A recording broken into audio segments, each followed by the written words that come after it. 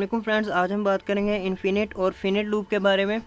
Infinite loop से मतलब कि ऐसा लूप जो कहीं भी जाके रुके ना, जो कि एंडलेसली एग्जीक्यूट होना शुरू हो जाए, उसका एंड पॉइंट ना हो हमें पता। और फिनिट लूप से मुराद जो कहीं ना कहीं जाके रुक जाए। सो यहाँ पे मैं एक कोड बनाऊँगा, नंबर प्रिंट करवाने का कोड।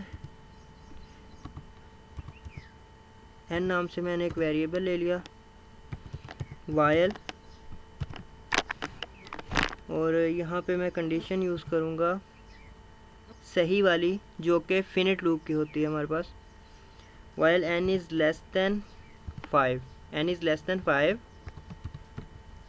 सी आउट करवा दूंगा मैं n,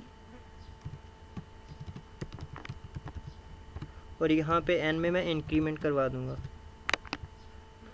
तो कंपाइल करता हूँ इसे और रन करता हूँ। 0 से 4 तक, इसे बोलते हैं हम फिनिट लूप।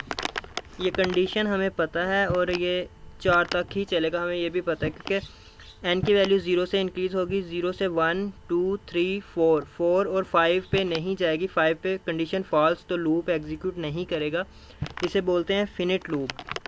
अब इनफिनिट लूप अगर यही कंडीशन मैं गलत कर दूं या ये कर दूं, अब दोबारा से कंपाइल कर दिया, कुछ भी नहीं प्रिंट हुआ। या यहाँ पे मैं इसे डिक्रीज़ कर दूं यहाँ पे मैं अगर नेगेटिव, दोबारा से कंपाइल किया,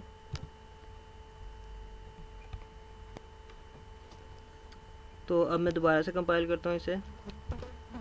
ये इन्फिनिट टाइम लूप चल गया, ये पता नहीं कब तक चलता रहेगा। इसे बोलते हैं इन्फिनिट लूप। अच्छा, इन्फिनिट लूप की वजह, किस वजह से ये इन्फिनिट हुआ, इसकी हमारे पास कंडीशन या लॉजिक गलत होती है, इसीलिए ये इन्फिनिट टाइम लूप एग्जीक्यूट कर रहा होता है। इसकी मेरे पास लॉजिक गलत है क्योंकि यहाँ पे मैंने n 0 रखा और मैंने कंडीशन यूज़ की कि n लेस दैन 5। सो कंडीशन मेरे पास रॉन्ग है क्योंकि मैं n को डिक्रीमेंट करवा रहा हूँ, n में एक कम करवा रहा हूँ बजाय इंक्रीज़ करवाने के।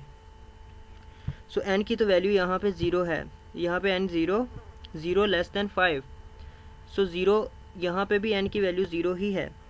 अब 0 से वो कम करता जाएगा, -1 -2 -3, सो चलता जाएगा। 5 से तो कम ही है, इसीलिए नेगेटिव में आगे चलता जाएगा।